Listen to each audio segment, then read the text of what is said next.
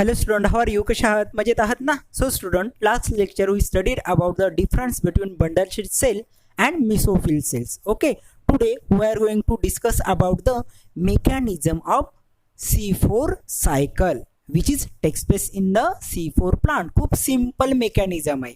Okay, and याची figure NCERT textbook आणि board book मध्ये खूप सुंदर दिले. तर आपण काय बघूया आता?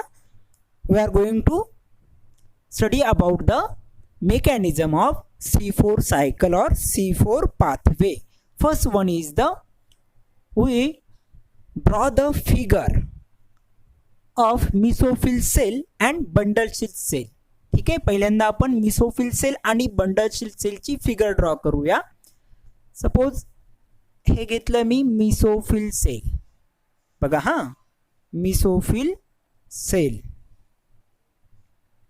नंतर इथं घेतो मी ही bundle sheath cell, bundle sheath cell.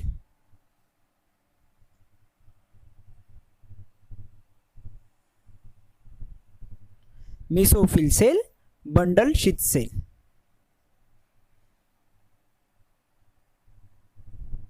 Mesophyll cell थोडी साइजनी छोटी येणार, स्मॉल साइज.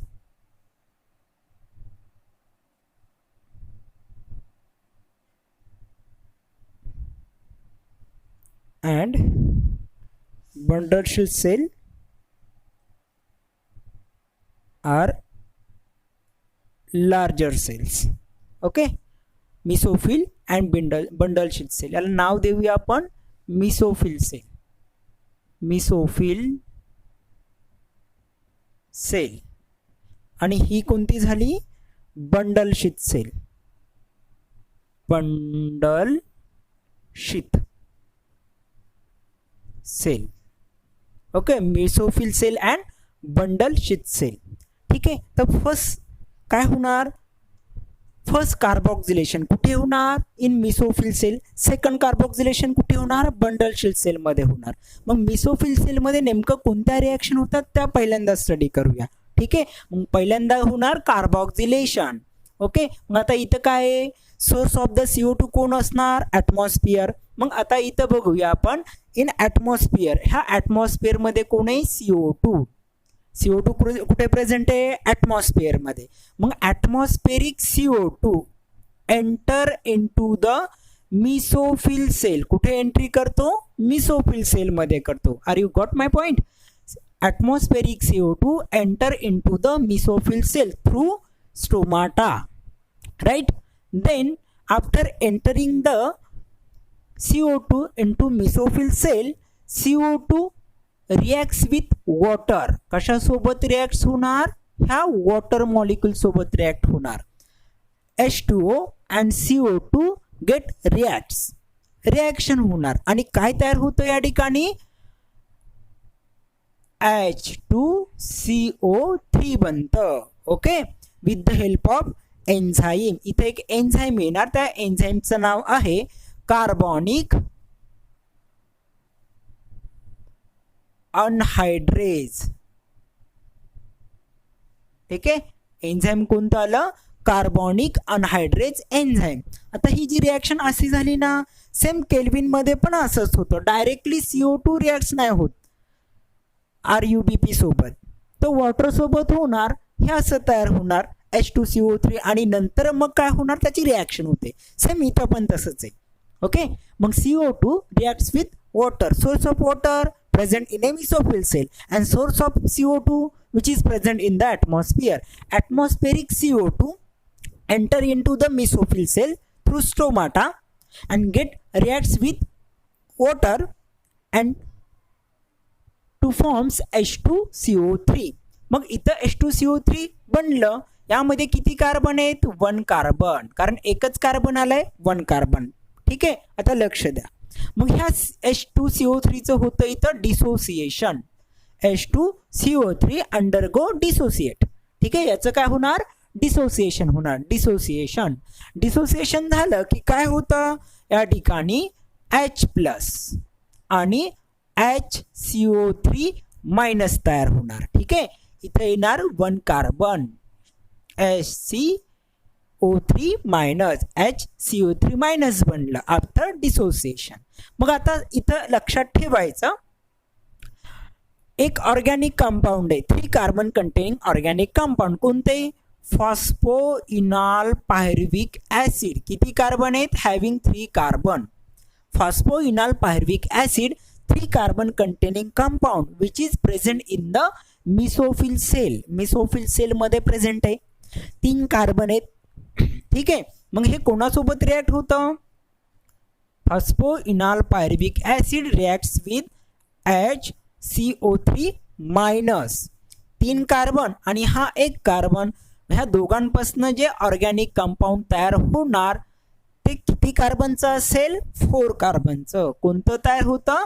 ऑक्झॅलो acetic acid. किती कार्बन आले? 4 कार्बन. ठीक आहे.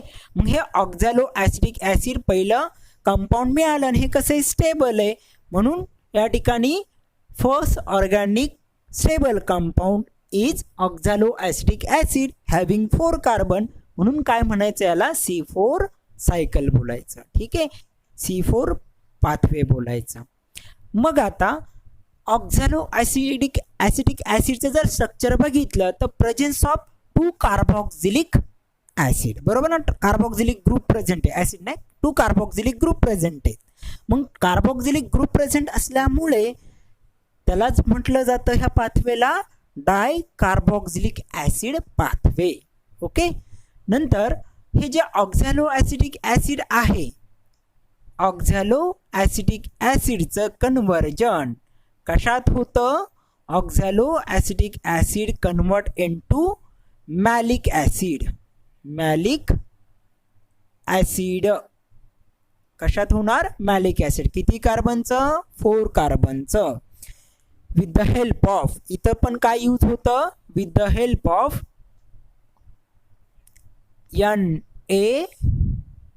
with the help of NADPH2 assimilatory power use होणार. आणि नंतर काय राहणार इथं? NADP राहणार. ठीक आहे. With the help of NADPH2 assimilatory power use झाली आणि मॅलिक ॲसिड मिळालं. आता ही जी रिॲक्शन झाली आणि याच्या आधीची जी रिॲक्शन झाली बघा, हा दोन्ही रिॲक्शन बघा, सेम ऑर्गॅनिक कंपाऊंड आहे. ऑक्झॅलो, इथं ऑक्झॅलो ॲसिटिक ॲसिड आणि इथं कोणतं? Malic acid having 4 carbon, having 4 carbon. मग हे जे ऑक्झॅलो ॲसिटिक ॲसिड असतं याला बोलायचं stable organic compound. And as compare to oxaloacetic acid पेक्षा मोर स्टेबल ऑर्गॅनिक कंपाऊंड कोणतं असतं? मॅलिक ॲसिड असतं. Please you have to remember this point. Question विचारला जातो. स्टेबल ऑर्गॅनिक कंपाऊंड नुसतं जर विचारलं तर काय आन्सर असेल? Oxaloacetic acid. More stable organic compound in C4 pathway जर विचारलं तर कोणतं सांगायचं? मॅलिक ॲसिड सांगायचं. ठीक आहे, समजलं असेल तुम्हाला. ओके. मग मॅलिक ॲसिड. मग इथं काय झालं? Phosphoenol pyruvic acid react with HCO3. ठीक आहे. काय मिळालं? ऑक्झॅलो ॲसिटिक ॲसिड मिळाला. मग इथं एक एन्झाईम यूज होतं. ते एन्झाईम कोणतं आहे याचं नाव आपण लास्ट लेक्चरमध्ये बघितलं होतं. कोणतं? फॉस्फोइनॉल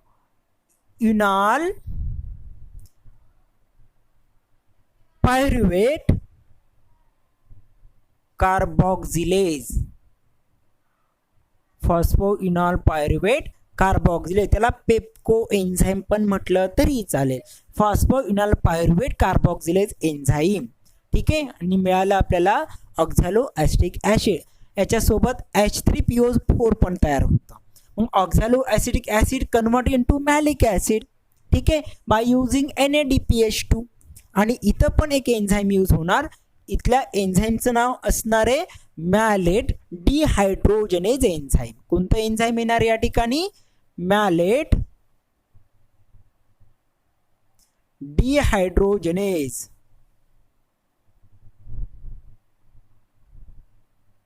ठीक आहे, मॅलेट डिहायड्रोजनेज एन्झाईम.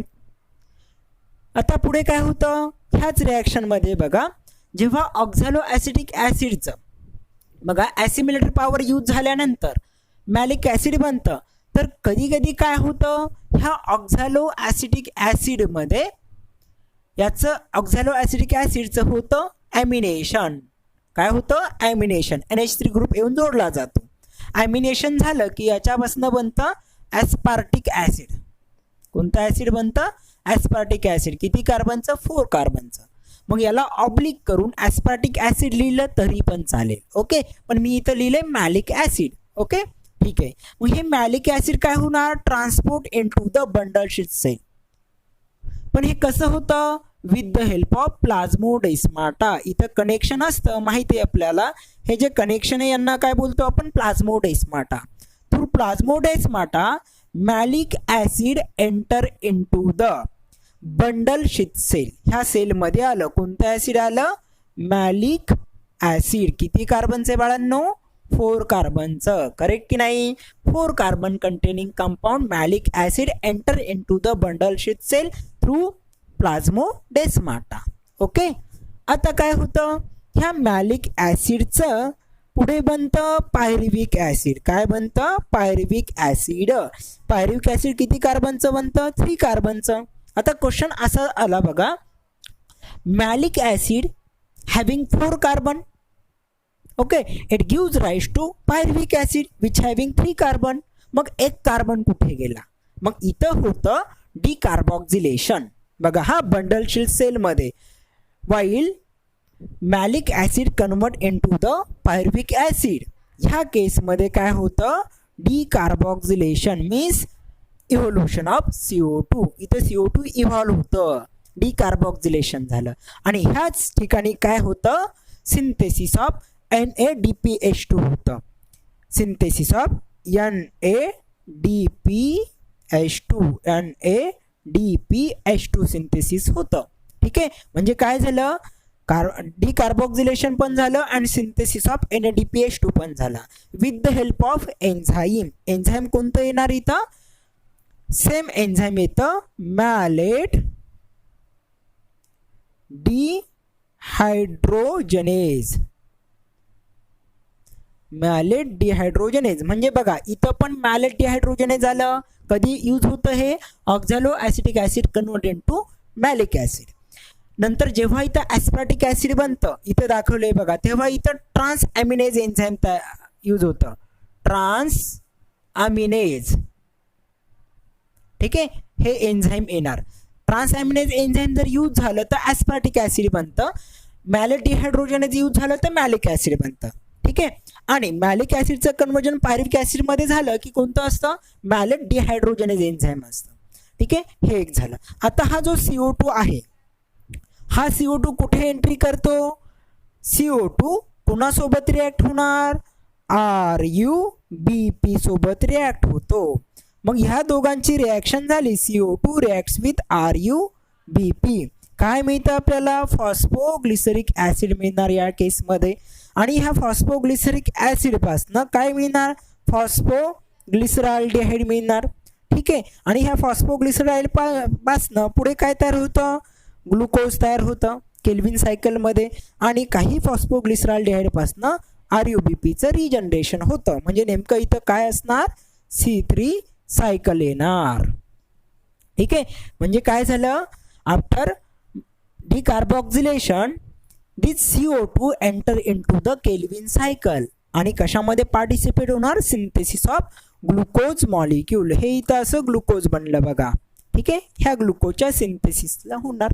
आता इकडे बघा, इथं जेव्हा पायरुव्हिक ॲसिड बनलं, दिस पायरुव्हिक ॲसिड एंटर इनटू द, कुठे एंट्री करतं?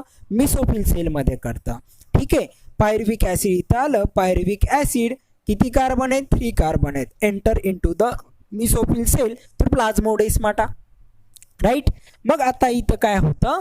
पायरुव्हिक ॲसिडचं कन्वर्जन होतं. Pyruvic acid convert into phosphoenol pyruvic ॲसिड. फॉस्फोइनाल पायरुव्हिक ॲसिडमध्ये त्याचं होतं कन्वर्जन. मग ह्या केसमध्ये काय यूज होतं? ATP. इथं काय यूज होणार? ATPचा मॉलिक्यूल. मग ATP यूज होणार आणि it gives rise to the AMP. आता इथं क्वेश्चन असा बनला बघा, ATP यूज झाला ना, AMP कसा? ADP पाहिजे, कारण आपण आतापर्यंत ते स्टडी केलं होतं. ठीक आहे, मग आता इथलं हा पॉइंट सगळ्यांनी चांगलं लक्षात ठेवायचं, ठीक आहे, आणि लिहून घ्यायचं, हे इम्पॉर्टंट आहे.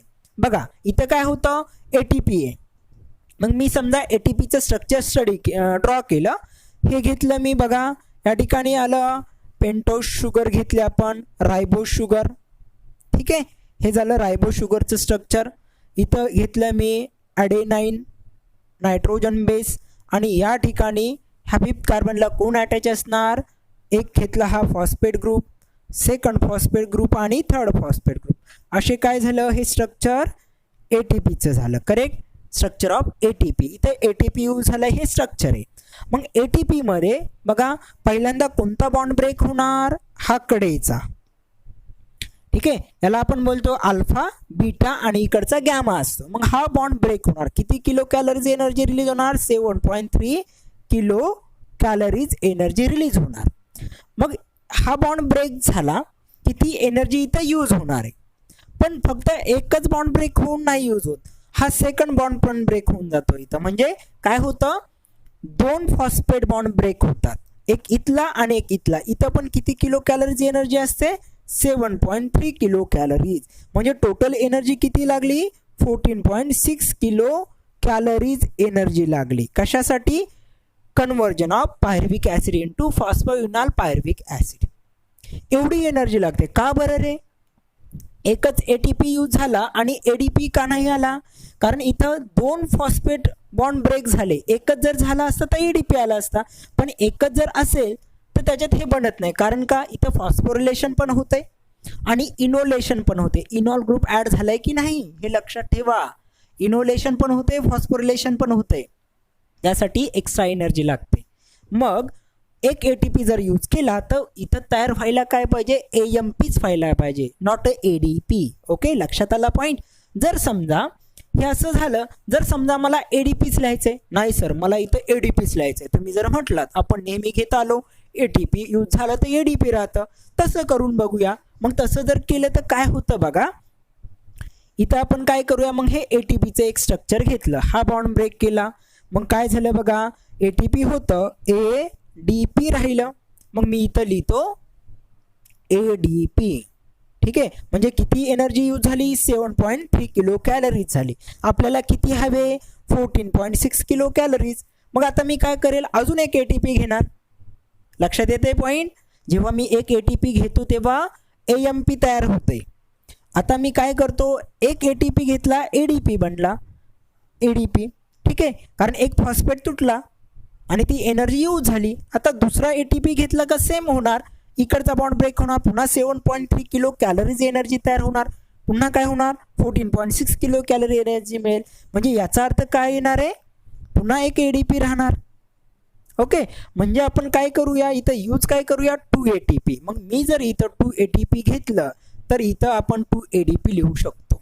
जर तुम्ही इथं 1 एटीपी लिहित असाल तर इथं लिहिताना 1 एएमपीच लिहायचं. लक्षात येतंय. आणि जेव्हा तुम्ही 2 एटीपी लिहिता तेव्हा इथं मग 2 एडीपी लिहायला हरकत नाही. हे पण बरोबर आहे, ते पण बरोबर आहे, दोन्ही पण करेक्ट आहे, ठीक आहे. मग इथं हे झालं फॉस्फोरिलेशन अँड इनोलेशन, आणि finally we get phosphoenol pyruvic acid with the help of enzyme. इथे एक एन्झाईम यूज होता, मोस्ट इम्पॉर्टंट एन्झाईम आहे, त्याचं नाव आहे फॉस्फोइनॉल पायरुव्हेट डायकायनेज. हे एन्झाईम लक्षात ठेवा, फॉस्फोइनॉल पायरुव्हेट डायकायनेज एन्झाईम हे इथं लागतं. While conversion of pyruvic acid into phosphoenol pyruvic acid, कोणतं एन्झाईम यूज झालं, phosphoenol pyruvate dikinase enzyme. This is about the C4 pathway. पण आता क्वेश्चन खूप इम्पॉर्टंट आहे, please you have to remember most important point. See the C3 cycle. ह्या C3 सायकलमध्ये CO2 आला, no doubt CO2 आला, पण एक CO2 आला की ग्लुकोज बनेल का रे, नाही. मग इथं काय लागतात, there are requirement of 6 turn of the Calvin cycle. म्हणून इथं 6 CO2 यायला पाहिजेत ना, तेव्हा काय मिळेल, एक ग्लुकोज मिळणार. मग आपल्याला इथं बॅलन्स दाखवावं लागणार. मग आपण काय करूया, इथं दाखवूया 6 CO2, ठीक आहे. मग इथं किती घ्यावे लागणार आपल्याला, 6 molecule of CO2 enter into the Calvin cycle. मग त्यासाठी 6 मॉलिक्यूल कोणाचे लागणार, RUBP चे. 12 मॉलिक्यूल कोणाचे बनणार, फॉस्फोग्लिसरिक ॲसिडचे बनणार. 12 मॉलिक्यूल कोणाचे तयार होणार, फॉस्फोग्लिसराइडचे बनणार. आउट ऑफ 12 2 मॉलिक्यूल कशासाठी यूज होणार, ग्लुकोसिंथेसिससाठी. आणि 10 मॉलिक्यूल कुठे जाणार, रिजनरेशन ऑफ RUBP ला जाणार. ठीक आहे, are you got my point.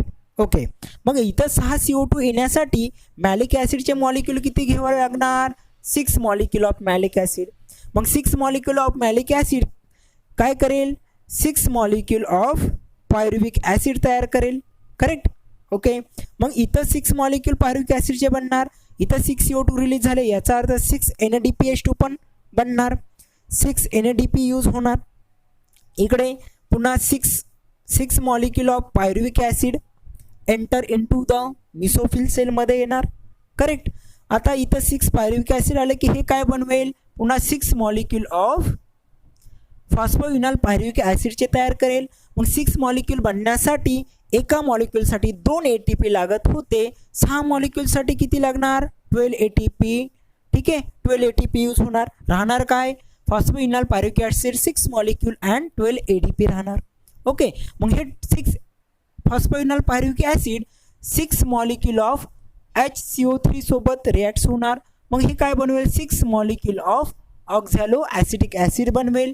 आणि याच्यापासनं 6 मॉलिक्यूल कोणाची तयार होणार, 6 मॉलिक्यूल मॅलिक ॲसिडचे बनणार. ठीक आहे, त्यासाठी यूज काय होणार, 6 मॉलिक्यूल NADPH2 चे यूज होणार. राहणार 6 मॉलिक्यूल ऑफ NADP तयार होणार.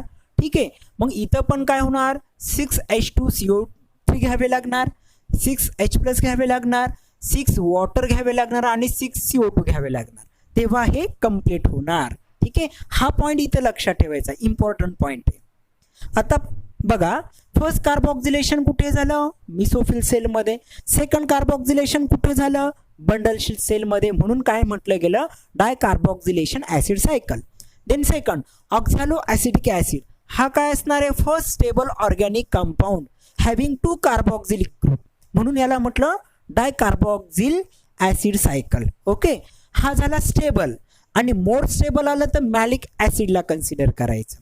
Okay, and most important that is how many ATP molecule are required and how many NADPH2 molecule are required for C4 pathway. मग NADPH2 बघा, NADPH2 6 मॉलिक्यूल इथं use झाले, right. पण इथं 6 पुन्हा तयार झालेत, म्हणून हे पकडायचं नाही, इथं कन्सिडर होणार नाहीत. पण केल्विन सायकलमध्ये जर गेलो तर केल्विनमध्ये किती लागले होते ATP आपल्याला माहिती आहे, 18 ATP कुठे लागले, केल्विनमध्ये, राईट. आणि NADPH2 किती लागले होते, 12 NADPH2 लागलेले. मग हे 12 NADPH2 असे लागणार इथं C4 साठी पण. 18 ATP केल्विनमधले आणि इथले बघा या ठिकाणी हे जे ATP यूज झालेत मिसोफिल सेलमध्ये, हे किती, 12 ATP. 12 ATP टोटल किती झाले, 30 ATP. ठीक आहे, हा पॉईंट लक्षात ठेवायचा, बऱ्याचशा विद्यार्थ्यांना हे इथलं कळत नाही. ठीक आहे, किती ATP लागतात, टोटल 30 ATP रिक्वायर्ड. कशासाठी, completion of C4 cycle. 30 ATP आणि NADPH2 जर अलग किती घ्यायचा, 12 NADPH2. आणि केल्विनसाठी नुसतं जर विचारलं, only for kelvin 18 ATP 12 NADPH2. But जर विचारलं तुम्हाला C4 साठी तर 30 ATP and 12 NADPH2. This is about the C4 pathway. खूप सिंपल पाथवे, आय थिंक सगळ्यांना लक्षात आलं असेल. ठीक आहे, समजून घ्या, सोपं आहे. एन्झाईमचे नावं लक्षात ठेवा, नेमकं काय होतं ते लक्षात ठेवा. Okay, thank you.